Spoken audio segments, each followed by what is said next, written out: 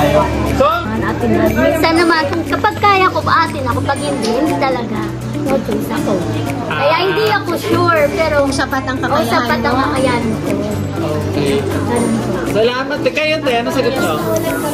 Kambal to ko ba kayo? Hindi, kasi may pareho kayo ng trabaho. Kaya gano'n talaga, hindi talaga kami. Sige. Sige. Balikan tayo yung reporting ng mga pagdating sa pera. Sa ibang chapter, hindi namin alam.